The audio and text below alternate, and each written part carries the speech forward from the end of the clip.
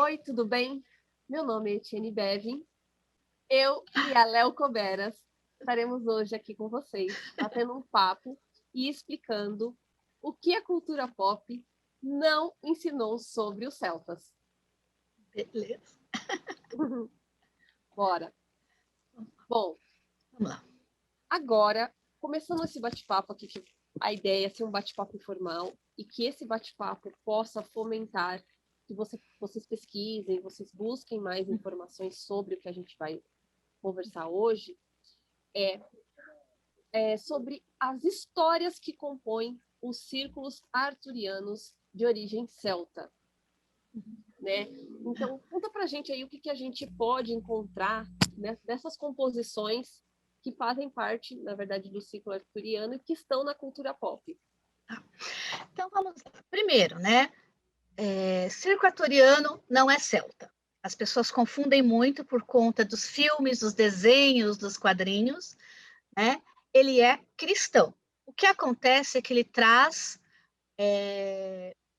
resquícios, que a gente chama em história, né? Eu sou professora de história, de longa duração. Então, a gente tem a cristianização da Europa e na cultura popular, na cultura oral, que era típica da época, esses resquícios da antiguidade, da cultura celta, permaneceram. E, aos poucos, em diversas regiões e diversas áreas, eles foram sendo incorporados, né, dentro do ciclo arturiano, dos ciclos arturianos. Inclusive, você não tem um ciclo só, são vários. Eu conheço mais um pouco de três, que é o ciclo britânico, que é o mais comum, que o pessoal mais tem referência, o ciclo bretão, que é o da França, da Gália, né, da Normandia, né, e o ciclo da Península Ibérica, né, que é a demanda do Santo Grau, que inclusive nos contos tem inclusive histórias da Reconquista, né, contra os mouros, dentro do círculo arturiano. Por quê? Essas histórias elas vão agregando partes, culturas e ressonâncias das suas áreas e dos seus tempos. Então, o círculo britânico tem coisas em comum com esses outros, mas também tem coisas diferentes. E desse amálgama é que a cultura pop bebe para trazer as coisas para a gente. E falando, já que a gente, né, vamos focar nos círculos arturianos, eu queria que você contasse um pouquinho pra gente, um pouquinho sobre o rei Arthur, né? Se é essa figura mítica mesmo, se Tá. tem algum paralelo com alguma coisa que tem fundamentação da cultura celta, né? Tá. Primeiro, né, Rei Arthur, historicamente falando, ele é século V, século VI, depois de Cristo, então já não é mais celta de qualquer jeito. Como eu falei, é resquícios dessa cultura popular, né? Ele faz parte de um momento que o Império Romano, né, historicamente, contexto histórico onde se passariam os mitos arturianos, as histórias arturianas, é esse momento de fragmentação do Império Romano e, né, e a formação dos reinos chamados reinos bárbaros, né? Tanto que na teoria os poucos relatos que a gente tem escritos, as poucas fontes que a gente tem escritas, né, arqueológicas, está se começando a partir da metade do século XX, a pesquisa se aprofundou. Se põe o rei Arthur nesse período.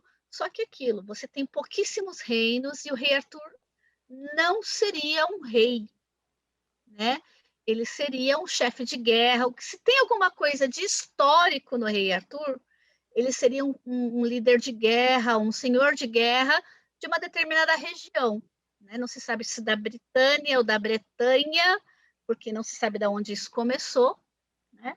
Mas seria isso, né? A gente tem o Geoffrey de Malmontes que fala a história dos reis da Britânia, né? Ele escreveu isso lá pelo século XI, XII, se eu não me engano, eu não estou com as datas aqui em mãos, mas ele fala, né, desse Arturus, que seria um chefe, eu não lembro, o chefe bélico, eu não lembro o nome em latim agora, o João não está aqui, né? O João sabe bastante coisa de latim, eu não sei, né? Mas ele seria um chefe bélico, né? E a partir daí, né, lutando contra a invasão dos saxões nas Ilhas Britânicas em geral. E a partir daí os contos foram sendo, né, eu sempre falo, né, quem conta um conto aumenta um ponto. E esses contos foram sendo passados de geração em geração e foram crescendo. Tanto que a história, né, do cálice sagrado e tudo é uma coisa que vai sendo agregada conforme as regiões vão sendo cristianizadas.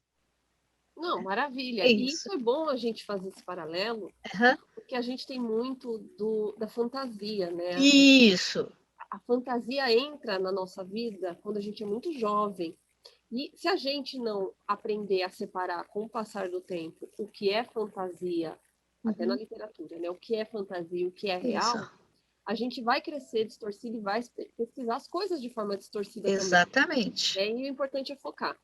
Agora, eu queria que você contasse para mim uma outra figura que aparece muito no círculo arturiano, que é a Morgana. Eu já ouvi diversas coisas, uma delas é que ela seria, afirmando, tá? Não, pessoa pressuposições, porque suposições a gente faz diversas, mas no caso falou para mim, ela afirmou que Morgana era Morrigan, a deusa, né? Fez essa conexão direta, assim, o nome é parecido? Então é a mesma coisa.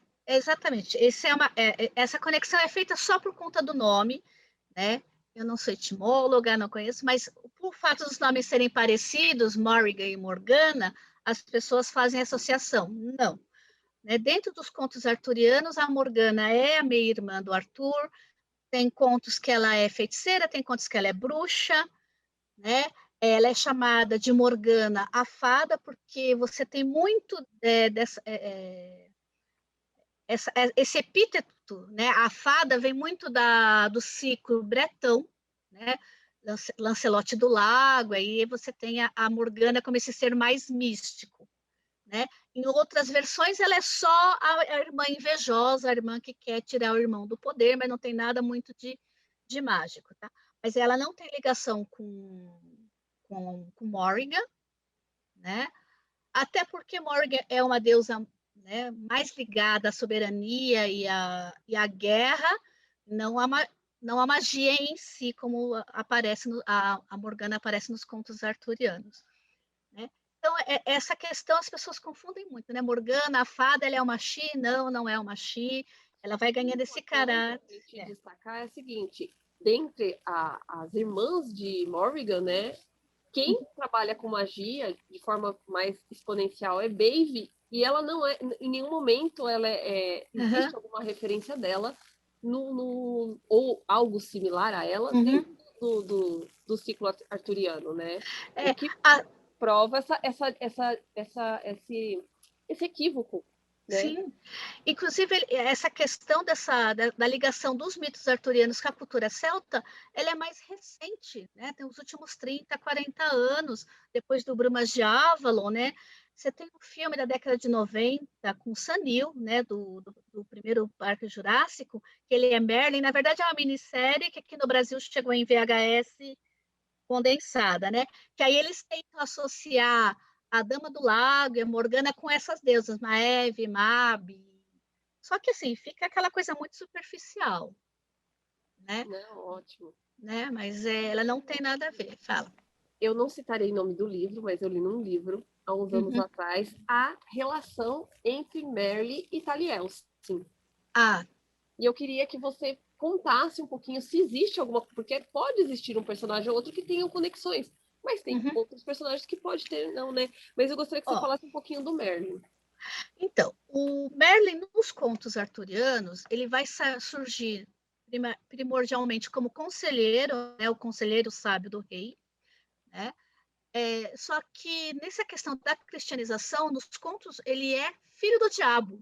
Inclusive, eu lembro que eu li um trecho na época de um texto que fala assim: o diabo, com inveja de Cristo, né, quis, né, de Deus, teve Cristo, foi lá e seduziu uma moça, uma virgem, e teve um filho com ela, que é o Merlin. Né? Na teoria, vai para o lado do anticristo. Aqui, quando essa história foi escrita, essa ideia de anticristo, como a gente conheceu hoje, também não era presente.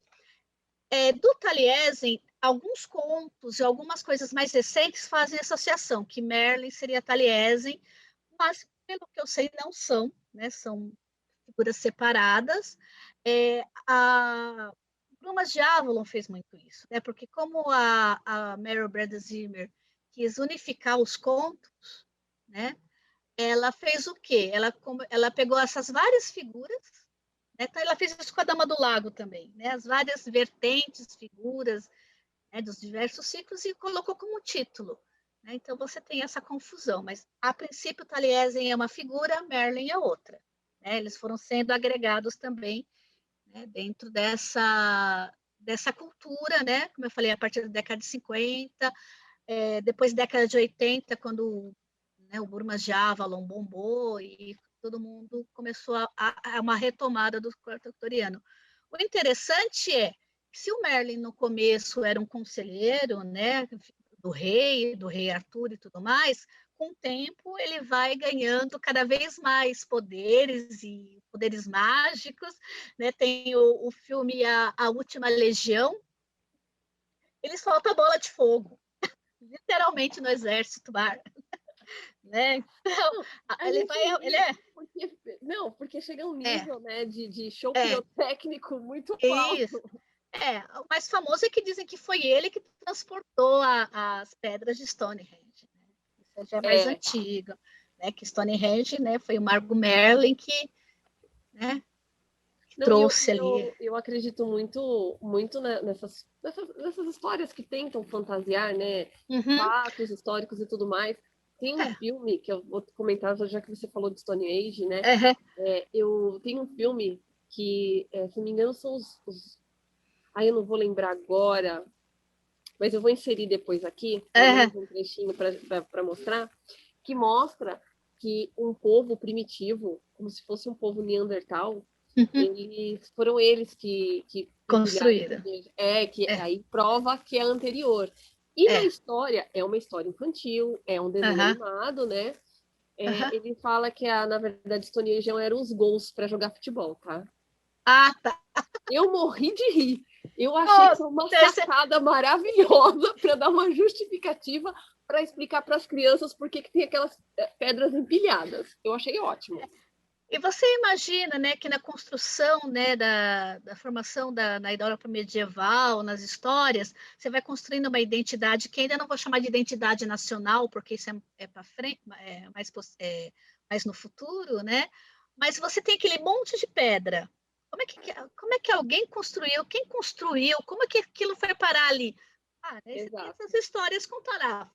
Foi Merlin, o Marco, que trouxe as pedras da Galha, né, as pedras da Galha, e montou aí o Stonehenge. Então, como você falou, né, arqueologicamente, Stonehenge é pré-celta, né, Sim, mas se sabe que eles utilizaram, né, estudos arqueológicos mostram que eles utilizaram o círculo, as tribos celtas da Bretanha utilizaram o círculo para seus rituais.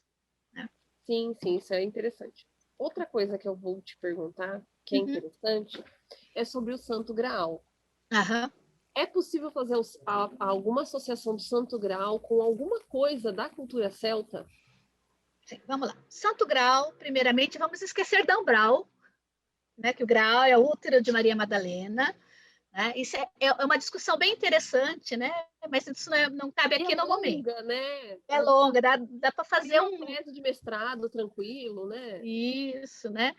As ideias deles são interessantes, mas vamos deixá-las de lado agora. Né?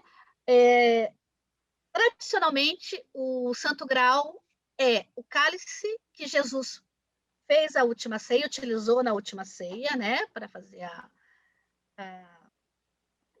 me fugiu o nome do ritual agora. A Santa Ceia mesmo. Né? É a última É, ceia. é a última ceia, né? Beba do cálice, né? Que é meu sangue, coma do pão, que é meu corpo. Né? Seria esse cálice, ou o cálice que José de Arimateia, né?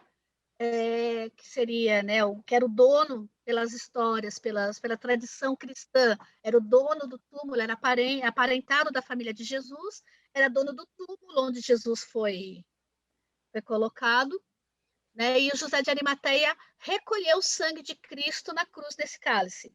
Aí depende muito do texto bíblico ou do texto histórico que você está lendo, que pode dizer que pode ser o mesmo cálice, que pode ser dois cálices diferentes. Esse cálice, né, que de alguma maneira está ligado com Cristo, né, ele é um cálice que cura todas as doenças, que cura todas as feridas, que cura tudo, né?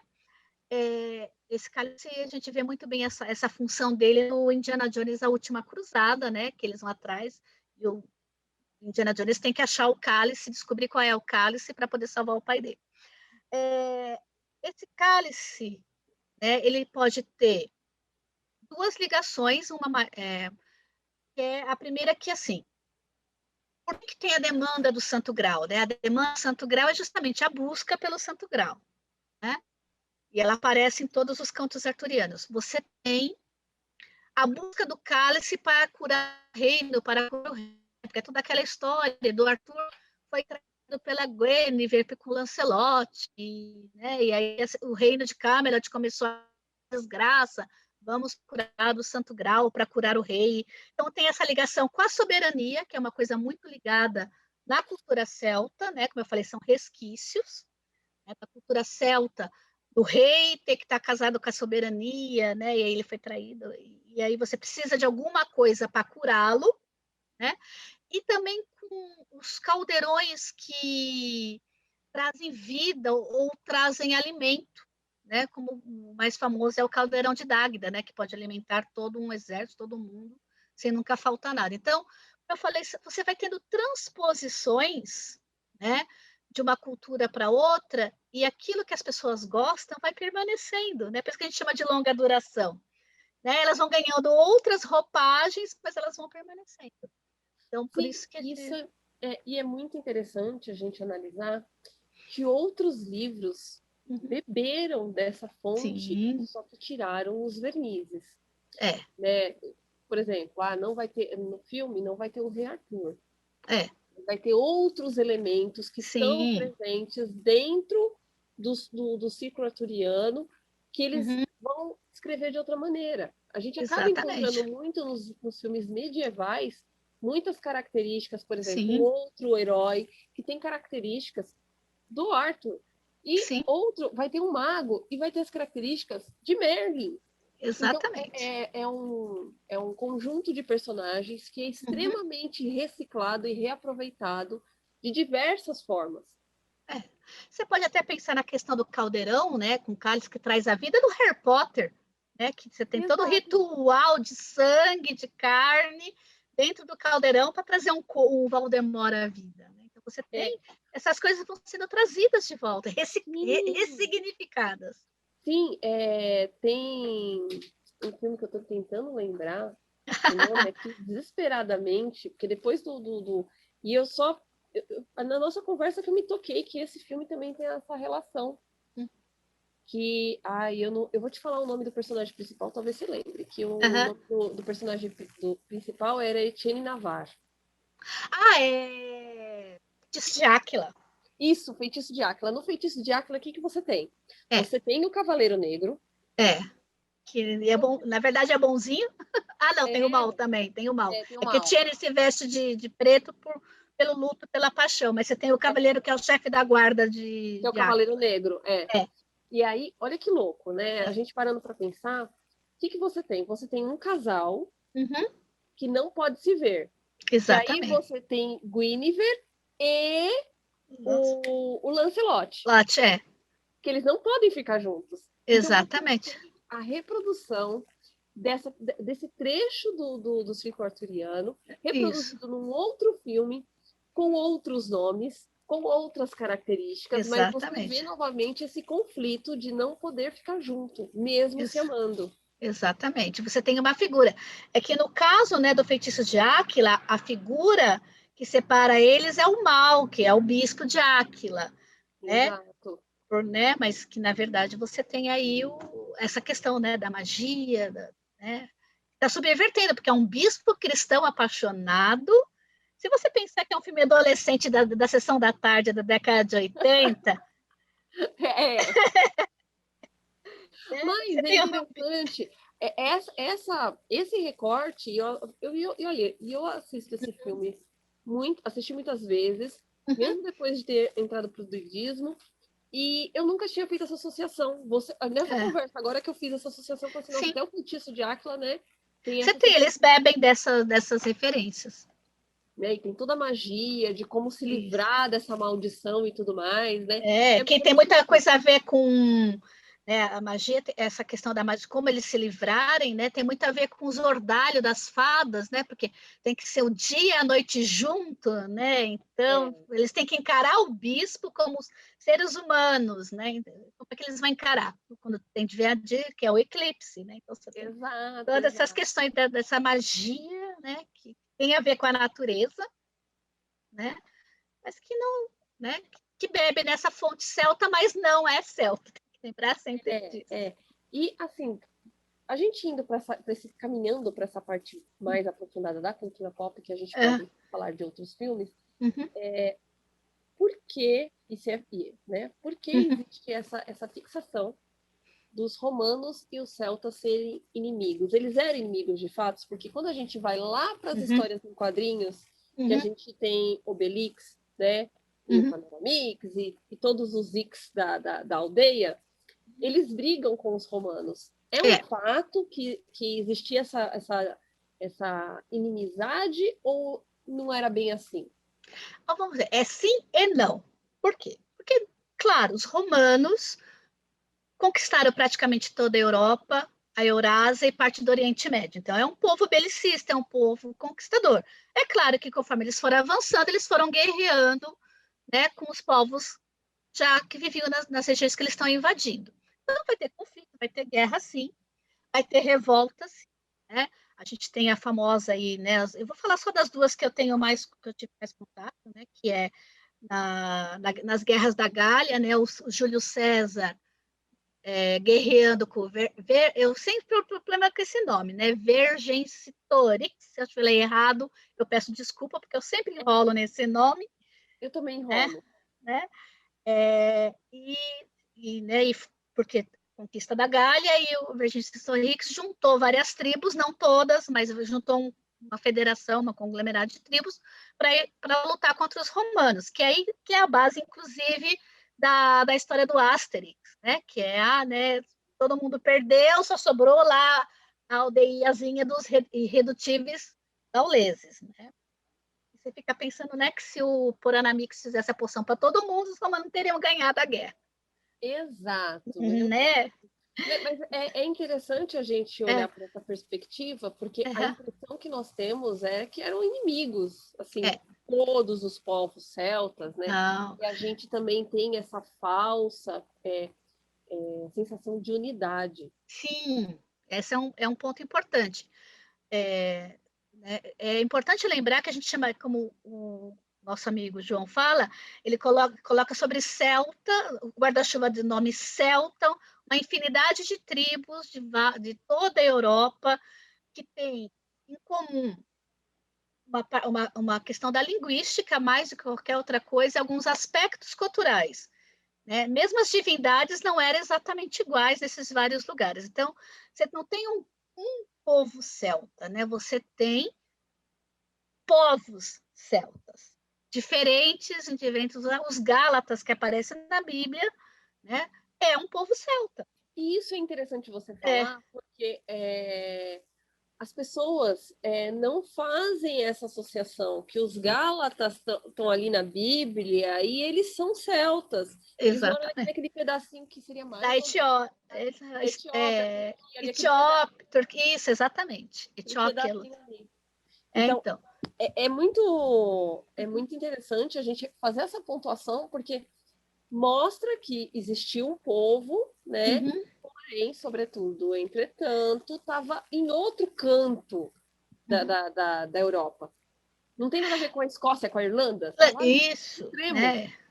Escócia e Irlanda a gente acaba relacionando mais com os celtas por conta da cristianização tardia. Exato. Né? Então, eles mantiveram por mais tempo a cultura celta, e essa cultura celta ela está mais entremeada na cultura deles até hoje. Né? Mas eles não... Né? Mas você vai para a Irlanda e eles são cristãos. Você vai para Kildare, na igreja de Brígide é cristão. Eles aceitam que os pagãos vão lá, tudo, mas toda a questão ali é cristã.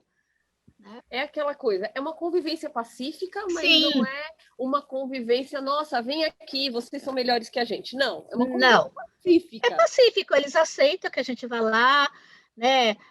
O posto de Brígide mesmo, né? A igreja ela é muito bonita, mas o poço você vê mais essa interação. A igreja é cristã. Não, né? é muito legal isso. No poço você tem mais interação. Você tem lá a Santa Brígida, inclusive o altar que está lá foi uma doação da comunidade, tudo, mas você tem o pessoal amarrando fitas nas árvores, pegando água, então essa interação é mais comum. Né? E você falou, né, da questão, por que a gente vê? Porque Hollywood precisa de um inimigo, né, nos filmes, né? E por uma questão histórica da própria indústria do cinema, em que a maioria dos donos de estúdios na década de 30, 40 eram judeus, os romanos são vistos como inimigos. E isso ótimo, né? Então isso acabou ficando, né? E hoje, né, você tem vários filmes, como eu falei, A Última Legião, Centurião, com Michael Fassbender, um filme que eu gosto muito, que é A Legião Perdida, com Jane Tatum, os romanos são vistos, né, como inimigos, né, ou ali meio aliados, meio inimigos, né, porque se precisa do vilão nas histórias. E o interessante você falar isso, quem conseguiu, porque não vou falar que é um seriado interessante para se assistir, ele é bem difícil, para quem gosta de cultura celta, é um seriado bem difícil de assistir, por alguns problemas de roteiro, que é o Britânia. No Britânia, você vê um trecho ali que os líderes celtas que estão apoiando os romanos só estão apoiando porque é inimigo da outra tribo. Exatamente. E aí e tem uma das cenas que você percebe que os líderes celtas estão incomodados com a presença do romano. Porque ele começa a ser o romano entrão. Ele começa a entrar na cultura, fazer apontamentos. Então só a divindade tal é tal divindade do meu panteão. Então ele afirma. Fulano é cicrano. Que era muito comum os romanos fazerem isso, só que você percebe que os atores eles atuaram no seguinte sentido, de tipo, não estamos contentes com você aqui. E é muito interessante, logo depois acontecem algumas coisas, enfim, rola uma revolta, mas isso é um recorte importante, que é um recorte histórico. Não é fantasia, é um recorte histórico. Sim. Realmente, os povos celtas faziam acordos com os romanos. Sim. Às vezes perdurava, às vezes não perdurava. A própria Boudica mesmo, né? O marido dela era aliado dos romanos. Né? Só que acontece? Os romanos, por ser uma sociedade onde a mulher tinha poucos direitos, o que aconteceu? A revolta vai acontecer justamente porque eles não aceitam o direito de herança dela e das filhas. Né? Já que o rei morreu, a gente vai botar aqui um dos nossos, a gente não vai aceitar que você assuma. Né? E daí vai dar todo o pano para manga. E um filme inteiro sobre ela, né? Exatamente. A rainha da Era do Ferro ou do Bronze, agora eu não lembro o título em português. Bronze. A rainha da Idade do Bronze, né? Com certeza. Agora, então, pegando o tema da Boudica, né? E eu queria que vamos falar um pouquinho dessa visão da mulher e da sociedade, né? Então, eu quero que você fale um pouquinho se é fato que a sociedade é matriarcal. Não. Essa sociedade matriarcal ou matrilinear, né? Matrilinear é quando a herança é pela mãe. Ela não é verdade. Os celtas, né? Os povos celtas, eu gosto de falar os povos celtas justamente para dar essa ideia de fragmentação. Né? Os povos celtas são povos patriarcais. O homem, o guerreiro, é uma sociedade de guerreiro. Então, a figura masculina é muito forte dentro da sociedade celta. Né? É uma sociedade estratificada. Né? Tem gente que vende os celtas como os pré-comunistas, os pré-socialistas. Né? Não. Você tem a elite... mas tem. Né? Aí tem a elite guerreira e tem o povão. né? O que acontece é que dentro da sociedade celta, se você comparar com a sociedade romana e grega, a mulher tem alguns direitos. Ela tinha direito à herança, ela tinha direito a divórcio. Né? É diferente, E isso né? é interessante É, falar sobre o direito ao divórcio, que isso chegou, uhum, perdurou na Irlanda. sim, A Irlanda é uma sociedade que, de forma histórica, ela já tem o divórcio há muitos sim, séculos. Claro, tem as suas regras para sim, ser não é? separada. Eu, mulher, não podia chegar lá e pedir, ai, quero me separar. Não. Tinha que ser um homem, né, da minha família que solicitasse o meu divórcio. Mas já Sim, existia, e isso é muito importante. Quer dizer, sim. eu colocaria, eu, Etienne, tá? Não a historiadora, né, caso Aham, fosse aula de história, mas assim, eu, Etienne Pessoa, eu colocaria como uma pré-igualdade social. Pré-igualdade social. Porque igualdade seria se a mulher pudesse pedir. Já é, que precisava de um homem, então era uma pré ali, uma pré-igualdade, é. né? Então eu colocaria como uma liberdade, que era Sim, diferente então, dos é romanos e diferente. dos gregos, que elas nem liberdade tinham. É, porque uma mulher da elite grega, por exemplo, ela saía com 12, 13 anos, né, menstruava, casava, ela saía da proteção do pai diretamente para a proteção do marido. E a função dela era ter filhos e cuidar da casa. Era isso. Mesmo em Esparta, que né, você tem lá a questão da mulher que luta, você tem essa questão ainda. Né? E falando nisso, a gente né, estuda, lê sobre os celtas. A gente sabe também a gente tem Boudica, que é uma rainha guerreira. A gente Sim, sabe que as mulheres também sabiam lutar, mas não era a sim. principal função delas. Não, não era. Elas iam lutar realmente em casos de mais necessidade, que nem na questão da revolta de Boudica contra os romanos, não precisava de todo mundo. Você tem um exército romano, né, e assim, tem que lembrar que os britânicos gostam muito de falar que são os britânicos, é uma parte das tribos britânicas, celtas, que lutaram contra os romanos, não foram todas, que se fossem todas, eles não tinham perdido. Exato, Né? exato, né? Né? E uma coisa interessante falando disso, que eu estava até esquecendo, é que durante muitos períodos do Império Romano, e principalmente no final do Império Romano, os celtas, né, as tribos celtas, né, os chamados bárbaros, né, para eles, tudo que não era grego nem romano era bárbaro. Eles eram mercenários com tropas auxiliares das legiões. Então você vai ter muito esse comércio muito grande, né, nas Porque a escavações. gente, a gente tem achados de E, artefatos célticos em Roma. é, Na verdade, se a gente for parar para analisar, na Europa inteira vai ter na Europa inteira, artigos. né? O comércio, né? O pessoal, como eu era professora de história, né? A ideia que se tem é que cada povo ficava no seu mundinho, né? Você não imagina toda a circulação de mercadorias que você tinha no Mediterrâneo, no Mar do Norte, com os rios, né? Os rios que são da Europa, a maioria navegáveis. Então, é, é, é estranho você pensar, né, nesses nichos, né? Tudo fechadinho, não é assim. Sim, sim, sim. Essa. E pegando esse gancho, né, dessa Uhum. coisa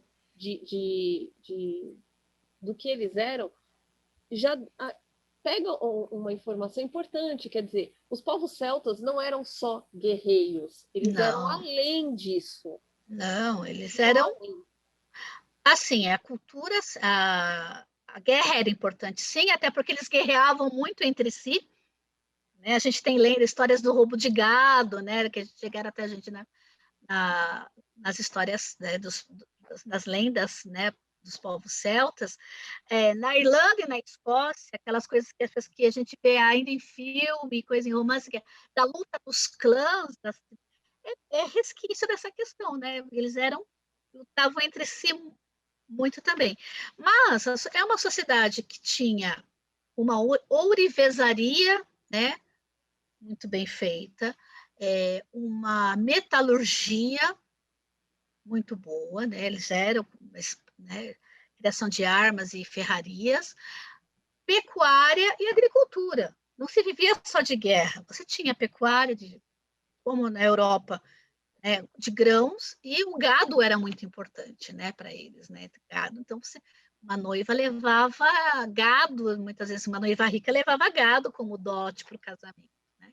Então, tem que lembrar, não eram só guerreiros, não era aquele povo que saía, né, guerreando à torta direita. Você tinha toda uma sociedade formada, uma estrutura formada, né? Não era só vamos pegar a espada e sair correndo e atacar Sim, o inimigo.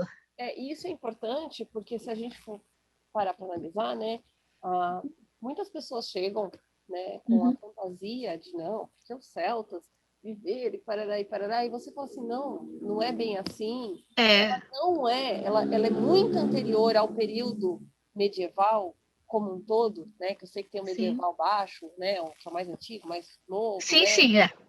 então, É, ele é muito anterior a isso e as pessoas às vezes não se dão conta de quão antigo é. exatamente.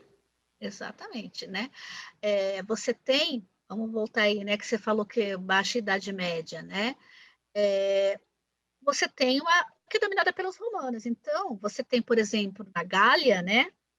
Já uma romanização. Você tem, como você falou, os romanos, em geral, quando eles dominavam uma região, eles traziam a estrutura romana, né? Porque a estrutura deles era melhor, né? Mas eles iam se apropriando daqueles povos, né? Você tem, por exemplo, em Baf, que é, né, onde estão os banhos, as termas, Sul e Minerva. Então, eles associam Sule, que é a deusa daquela fonte, com Minerva, né, que Sim. é equivalente a Atena dessa. Então, você vai tendo isso em toda a Europa, né? Danúbio, né, com Danúbio, tem todas umas coisas aí que, se você for procurando a etimologia, isso você vai chegar lá Não, você no chega em nomes, pré-romano. você chega Né? em nomes que você nem imaginava, porque Exato. é muito importante esse processo de compreensão Uhum. da gente entender que ele é muito anterior à época medieval. É. E ela só ressurge muito forte na época medieval por conta de contos. Exatamente, os Aí a trouxe, gente remonta o começo do nosso bate-papo, que é o rei Arthur. que é o Rei Arthur. O dia que o Exatamente, Rei Arthur persegue a é, gente. exatamente, porque o que, veja, os ciclos arturianos são tão fortes que você vai tendo revivais dele, né, desde a Idade Média, você vai Exato. tendo, né? E o que eu fico, às vezes, já me perguntaram, já esclareci Uhum. diversas vezes, o que eu acho importante a gente destacar é assim, que esse revivalismo, ele vem e volta a todo momento. Exatamente, Então, a gente está num período dos últimos tempos que deu um boom de novo no tema sim, celta, tudo é celta. tudo é Tudo é celta, celta. Coloca é, celta que vende, né? é, E a gente sabe que daqui a pouco vai sumir de novo, vai ficar uhum. alguns anos parado e vai ressurgir de novo. É um ciclo que a gente sabe que é sem fim, né? Exatamente, assim, a mesma coisa com os vikings, depois com outras, Com os né, outras egípcios, etnias, com outras etnias. Teve uma época que a gente teve, quando o Rick Riordan lançou Percy Jackson, teve um revival da Grécia, né, na exato, exato. cultura. Eu não acho ruim, eu acho bom, Não, eu porque dá a adoro. oportunidade de É, pessoas conhecerem essas informações que estão aí, estão acessíveis, só basta que a pessoa se interesse, né? eu vou deixar um exemplo bem claro. Eu tenho hoje, como estudiosa da cultura celta, praticante de religião de matriz celta, né? Eu tenho alguns senões com relação ao Brumas de Avalon, mas eu não conheceria isso se eu não tivesse lido Brumas de Avalon nos meus 18 e Exato, 20 anos, exato. Eu né? acredito que a gente, eu acredito muito que a gente Uhum. pode elogiar esse tipo de trabalho, Sim, trazer no coração, mas a gente sabe que aquilo ali não é 100% verdade, que aquilo ali é, é um entretenimento. A gente precisa muito exatamente. dividir o que é fato e o que não é fato, o que é só entretenimento. Entretenimento é bom, mas tem hora certa. O entretenimento fica lá fora e quando a gente está dentro da fé, da religião, Uhum. a gente traz os fatos, Exatamente. que tem provas, né? É, eu vou falar uma coisa que eu estava assistindo, estreou, né, há pouco tempo, a novela né, Nos Tempos do Imperador. Veja, como historiadora, se eu for analisar aquilo, eu vou ter um chilique. Por quê? Tem alguns fatos históricos, alguns personagens históricos, mas aquilo não é história. É uma visão eu não lembro agora se são autores ou um autor só, mas é uma visão do autor daquela novela, do diretor, do núcleo da Globo que produz a novela, de como seria a vida no Brasil no período do Imperador Dom Pedro II, né? E aí você Com tem certeza várias... Para mim, na minha cabeça não sai que era muito fedido. Ah, não, isso é fato. Era muito fedido. Porque você acha que os franceses são os melhores fabricantes de perfume até hoje?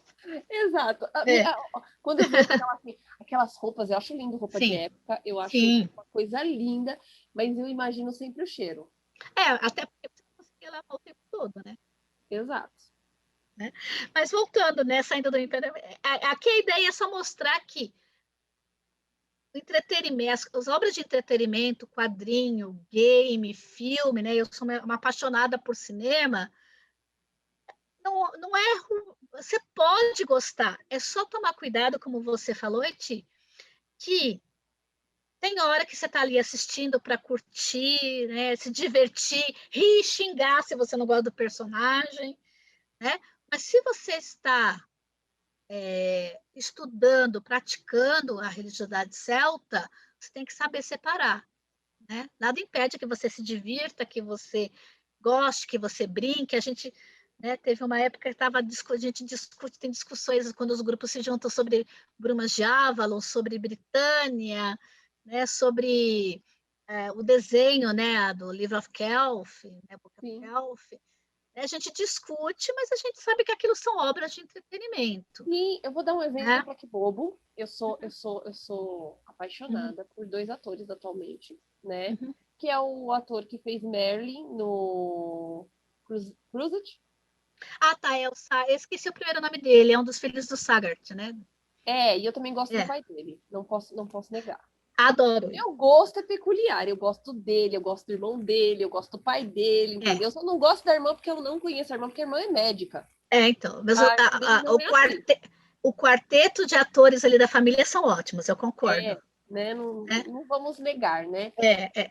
E o outro ator que eu gosto é o ator que faz o Mad Sweeney de American Gods. Ah, tá. Eu sei quem é, eu não conheço o ator, porque eu só vi uma Eu parte da troquei o primeira apelido temporada. dele. Eu troquei o apelido dele, porque ele é apresentado na série como o Leprechaun, né? Isso.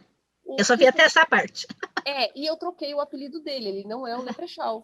Por que a gente pensa do Leprechaun? Anãozinho, Porque ele é baixinho, vermelhinho, né? com pote de ouro. Porque em um determinado momento da série vai aparecer um segundo Leprechaun. Esse é baixinho. Esse é baixinho. Então, você tem um Leprechaun e o outro Leprechaun. Então, eu coloquei o apelido dele de Leprechaun.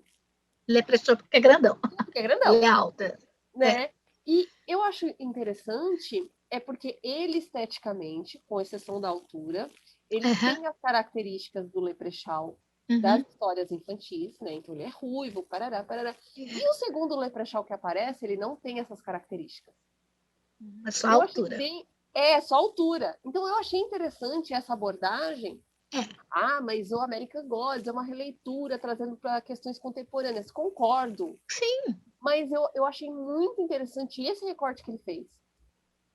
Até sugiro, né, você está falando de American Gods, as pessoas lerem os livros de deuses americanos, porque o Neil Gaiman traz uma questão toda da religiosidade, de como a religião se adapta aos novos espaços e aos novos tempos, que a série mostra, mas o livro, eu fico encantada com o livro, né, porque ele mostra muito... o livro.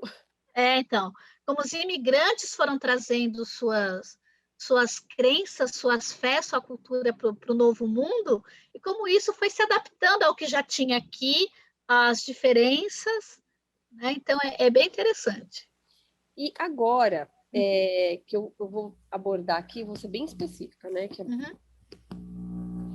vai mais de encontro, até mais do que... Essa pergunta vai mais de encontro, mais do que as outras que a gente estava debatendo, né?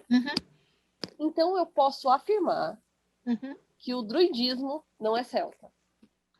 O druidismo, a religião druídica, o druidismo hoje, não. Tá, e agora eu quero que você explique para mim, para quem estiver assistindo a gente, os porquês. Quais são os senãos que estão envolvidos aí nesse processo da gente ter essa coisa clara na nossa mente? Tá. Primeiro, né, druidismo vem da palavra druida. Druida, realmente, pelos relatos que a gente tem do César e de outros historiadores e filósofos da antiguidade, era o nome que se dava ao líder espiritual das diversas tribos celtas, né? O que acontece? Os celtas, as tribos celtas são politeístas, então tem vários deuses. Há uns estudos que dizem que a gente pode ter algumas divindades que são panceltas, que eram construídas por mais de uma tribo, mas em geral elas são muito específicas, os panteões, tanto que hoje a gente tem o panteão ibérico, o panteão irlandês, o panteão galês, né? Existe hoje essa separação, né? Existe. Essa separação. Às vezes alguns deuses têm a mesma característica, a gente percebe que é o mesmo Deus com outro nome, e outras vezes não.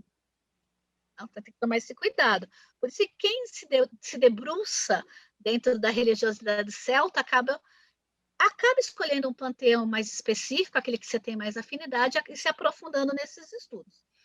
Então, se eles eram politeístas, se cada tribo tinha sua religiosidade, eles não se chamavam de druidas, de druidistas, né, ou que eles cultuavam druidismo. Não era isso que acontecia. O druidismo, como a gente pratica hoje, como a gente estuda hoje, ele vai ter origem lá no século XVIII, no movimento romântico nacionalista que vários países vão buscar as suas origens, né? Então, as Ilhas Britânicas, na Bretanha Francesa, até não vou chamar de Alemanha, porque no século XVIII, nos reinos alemães, né, porque ainda não era Alemanha, você tem essa busca, e principalmente nas Ilhas Britânicas e na Bretanha Francesa, você vai ter pessoas que vão buscar esse passado, né? Esse passado e para trazer de volta. Só que aquilo, né? Você não se rompeu. A Europa foi cristianizada. Mesmo a Irlanda, que teve um cristianismo tardio, e a gente consegue perceber melhor dentro da cultura irlandesa hoje, esses resquícios, nessa longa duração da cultura celta, ela é cristã, né? Então, eles não se chamavam de druidistas, praticantes do druidismo, né? Eles eram, cada tribo, eram os essenos, os brigantes, fugiu. Eu vou lembrar o nome de outras tribos celtas agora.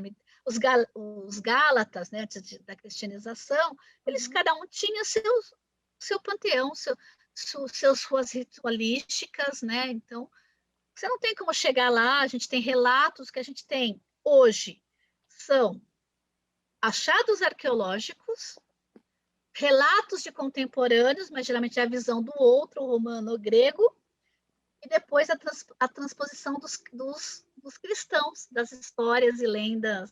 Por isso que as histórias arturianas são cristãs, porque na verdade foi pegando elementos celtas que foram sendo encaixados numa história que virou que é cristã, né?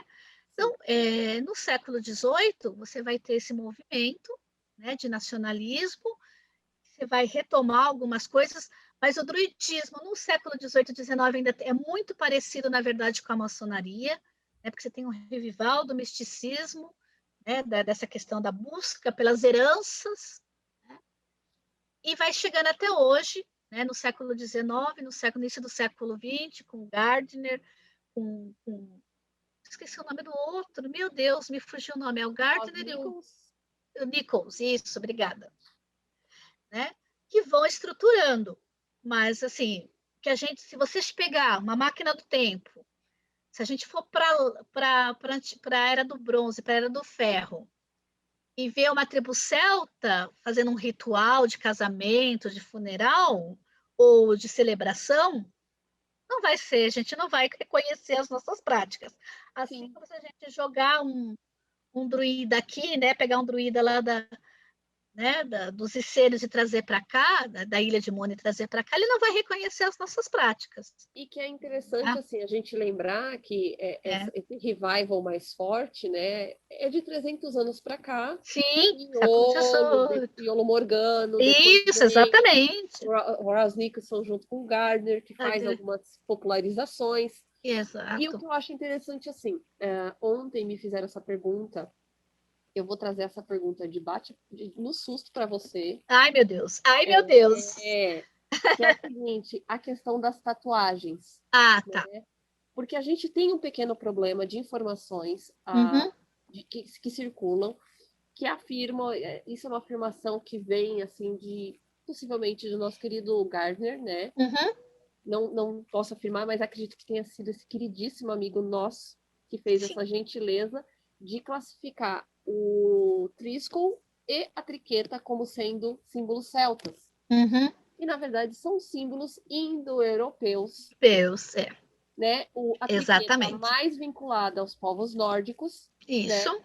E o Triskel mais aos povos celtas. Mas são releituras e leituras Sim. modernas. Inclusive, a triqueta, ela pode... aparece, isso é legal, porque aparece isso no filme Constantine. Ela vai ser... ela vai ser ressignificada como símbolo da Santíssima Trindade, Pai, Filho e Espírito Santo. Exato, também tem esse Né? vínculo. E é interessante porque eu vi o filme com o comentário do diretor, porque na época saíam os DVDs com o comentário do diretor, e ele fala que eles estavam cansados de pôr cruzes, né? Porque é um filme sobre Deus e diabo, né? E a gente achou, né, esse símbolo cristão mais antigo que é pouco usado, e a gente resolveu usar essa triqueta que representa o Pai, o Filho e o Espírito Santo, para não ter mais uma cruz no filme. Sim, e o que é interessante é que o Triskel ele só dá para falar assim, dá para usar como uma representação dos povos celtas de modo moderno, por conta que a gente lá na Irlanda tem os entalhes de espiral. Sim, Só isso. exatamente. Só isso. Não dá para falar que os celtas usavam o Triskel. Como símbolo no corpo. Inclusive, eu estava vendo, né, porque tem a questão das pinturas de guerra azul, né? Até fui perguntar, fui para uma pesquisada, não achei muita coisa, mas eu fui perguntar para o nosso amigo João, né? E que não é comum. Vocês têm uma referência em algum lugar que fala que os Pictos, que é uma tribo específica do norte da Bretanha, que se pintava de azul na guerra, né? Que aí fizeram aquela coisa no Coração Valente, de pintar os escoceses de...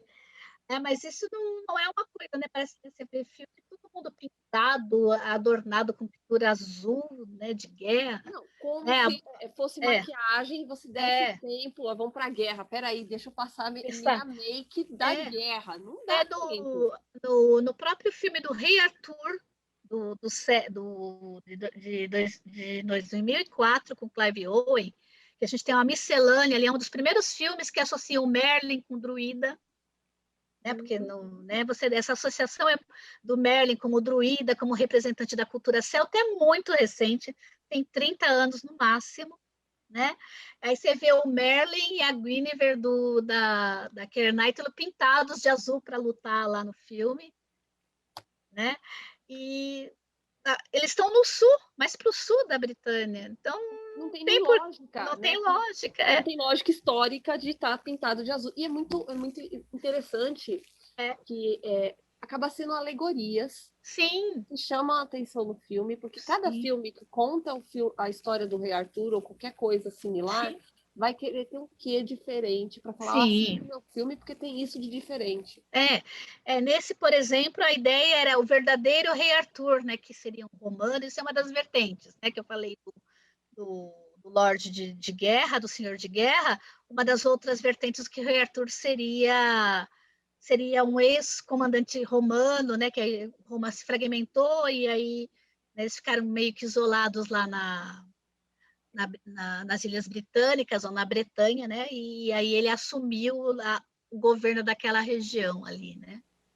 Sim. Então, para a gente fazer contar uma coisa importante também, existem alguns países que a gente pode falar que permaneceram por mais tempo com a cultura celta, digamos assim, as culturas remanescentes dos povos celtas de modo mais aflorado. Fora a Irlanda e a Escócia, que são os mais citados. Existem outros países que têm essa conexão forte com os costumes antigos? Olha, eu vou ser bem sincera, tá? Que eu conheço, que eu estudo, são esses dois, tá?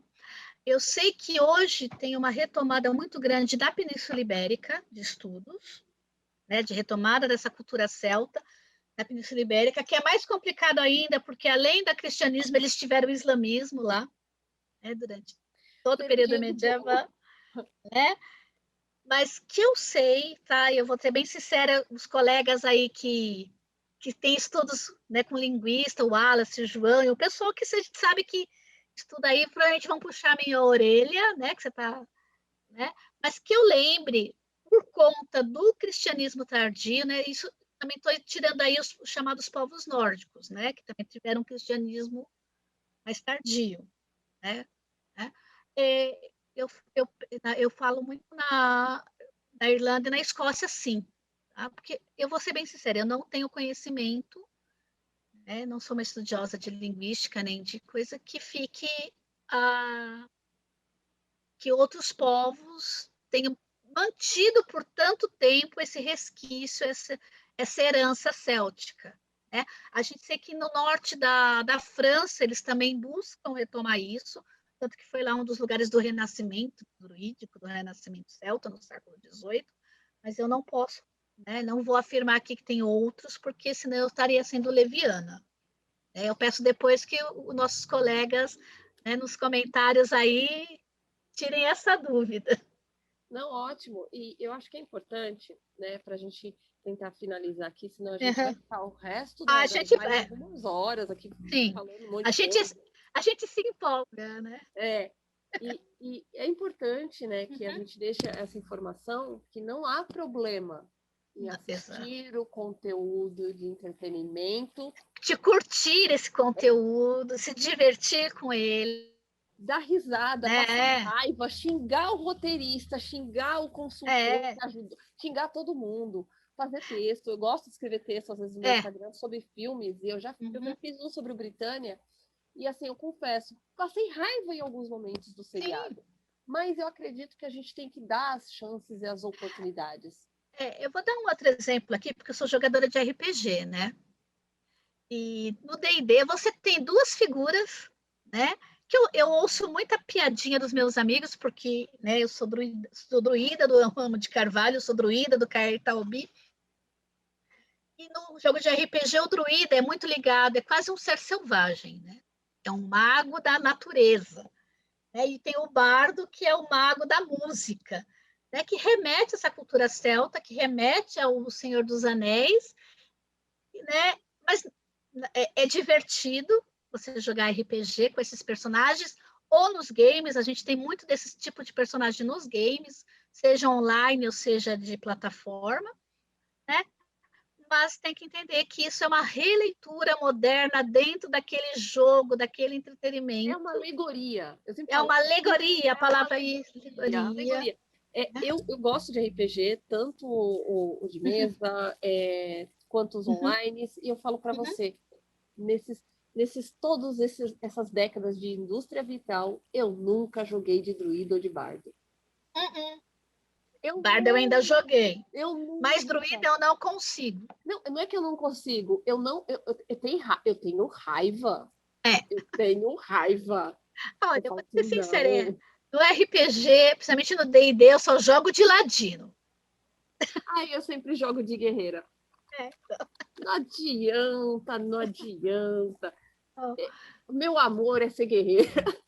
Não, eu gosto do... Acho que, né, eu gosto das coisas que comer pela beirada. As coisas mais discretas. E eu acho isso interessante, porque eu falo assim, gente, é um entretenimento. Se você gosta disso como entretenimento, fique no entretenimento. Vai fundo. Vai fundo, não tem problema, não tem maldade. A maldade está nos olhos de quem quer distorcer as coisas. Você quer ir lá fazer um cosplay de um druida de um filme do Merlin, da Morgana? Vá fazer o seu cosplay, seja feliz, né? Exato, seja feliz. Mas não dá, o que a gente precisa é só isso, né? Aprender a É, dividir os temas, né? Cada exatamente. assunto na sua caixinha para não bagunçar, para não ter uma distorção comportamental, porque o que eu vejo bastante, Uhum, eu não sei se no ramo de Carvalho tem isso, né? O que eu vejo bastante das pessoas que eu tenho contato, principalmente da plataforma que eu mais uso, que é o TikTok, é uma distorção. sim. É uma distorção que você fala assim, pera, calma, É, respira, conta até 10 e você pergunta, aonde você leu isso?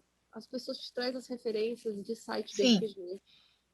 sim, exatamente. Ah, porque eu É, li no Brumas de Ávalo. Então, você leu aquela parte do Brumas de Ávalo que ele explica que ele é um romance? Você leu é, essa parte? A pessoa pula essa parte, né? é. Tem uma boa. O Brumas de Avalon, a gente sempre volta nele porque ele, querendo Ele ou é não, raiz. é o É que raiz. trouxe o druidismo, a cultura celta, a religiosidade celta para o Brasil. Lembrando, né, que ao contrário do que diz Brumas de Avalon, os celtas não cultuavam uma grande mãe, né, ou um deus. Tem vários deuses, os cernudos, deuses com chifre, que representam é, os servídeos, mas você não tem um grande deus chifrudo e uma grande deusa mãe, né, que, como na Wicca. Isso é Wicca, é É. outra coisa. E outra, uma coisa É interessante, outra religião. Você falou de É, Cernunos, eu quero pontuar uma coisa, as pessoas esquecem que Ellen dos Caminhos também aparecem com sim, chifre. é verdade. Eu estou começando a ter contato com Ellen agora, é verdade. A gente teve até uma discussão É, sobre Ellen. eu tenho uma análise sobre Ellen e Cernunos muito particular, mas assim, cara, as pessoas esquecem deste detalhe. Sim, Os celtas não é limitado a meia dúzia de divindades. não. Perguntaram, eu faço parte de alguns grupos, né? Uhum, E um deles perguntou assim: não, eu queria trabalhar com uma deusa de cura, tal. Eu falei: bom, nós temos um impasse aí, porque nós temos é, duas que você pode trabalhar. Você é, pode trabalhar com Bridget, você pode trabalhar com Armide. O que você é. quer trabalhar? Porque Qual são as duas aspecto? divindades. É, Qual aspecto da cura? É a cura é, de fazer chás, isso. fazer macerações? Eu acho que a Armide é mais Sim, adequada.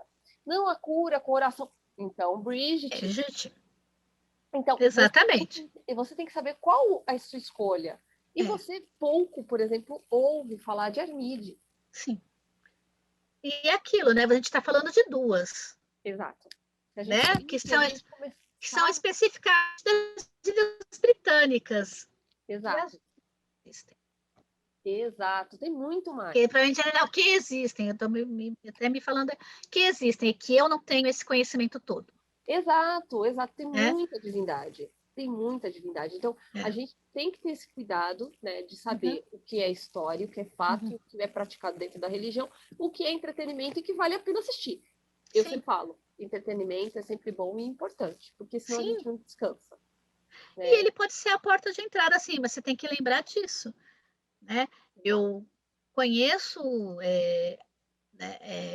eu tive alunos, né, como professora, que começaram a gostar dessa questão de magia ou religião pagã com Percy Jackson, com Harry Potter, o que serviu de porta para uma geração entrar no paganismo, né? Porque vai atrás da magia, do encantamento, e que muita gente foi nisso também, atrás do Senhor dos Anéis, achando que o Senhor dos Anéis é celta e é pagão, mas que esquece que Tolkien, na verdade, utilizou dessas bases, né, principalmente da parte finlandesa, da parte dos Vedas, Vedas, né, para Edas. Edas, obrigada, Edas, eu estou com Vedas, Edas, Vedas é falou dos indiano. é, Edas, né, para criar uma mitologia para a Europa, para as Ilhas Britânicas, que é o Senhor dos Anéis, mas que na verdade é muito cristã, a base é cristã. Né? Então, você tem que estudar. Quando você gosta de uma coisa, e o estudar não é só você pegar os livros, né, e ficar lá com a cara. É conversar com as pessoas, é participar de grupos sérios de discussões. Não é qualquer grupinho no Facebook. Busque referência, né? Pegue gente que conhece. A gente tem ótimos grupos no Brasil, né, que dão essa base para quem está querendo começar, né? Maravilha. Bom, vamos encerrando por aqui, porque senão a gente vai Isso. ficar o resto da Ah, é. noite. A gente faz o seminário inteiro só nós duas. Óbvio, né? Então, É, Paulista, é só nós duas conversando. é, Então, eu quero agradecer muito Eu também adorei. a embarcar nessa ideia aqui de um bate-papo informal, gostoso, Nossa, que faça com que outras pessoas possam discutir também nos seus grupos, sim. nas redes sociais que está por aí bombando, pelos grupos do WhatsApp, Telegram. E isso é uma coisa, né? Que você falou das redes sociais, é tomar cuidado, né? Porque a gente fala tanto de fake news, né, com relação ao nosso governo, isso. Veja, uma coisa que eu falava, que eu falei para várias pessoas que me procuraram um material, um livro sobre druidismo, veja as referências. Né? O historiador tem essa mania. Quem falou, né, o livro está falando de tal coisa, quais as referências foram usadas? Num site, numa rede social, busque as referências, da onde a pessoa tirou aquilo, aonde ela foi buscar a informação. Se ela não der, porque quem faz o estudo sério não se importa em colocar, isso aqui eu não tirei da minha cachola, isso aqui é com base nisso, nesse autor ou nessa pessoa. Agora, quando ela falar, a inspiração é importante para a gente que tem a religiosidade celta, mas, né, inspiração, saiu da minha cachola e só a inspiração, não, você tem que ter a inspiração e tem o embasamento. Né? Eu acho isso importante, você ter essas referências, essa busca. Tá bom? Mas eu adorei também, Ti, muito obrigada. E obrigada a todos que nos acompanharam, né? Exato, um beijo. Tchau, tchau. Até a próxima, gente.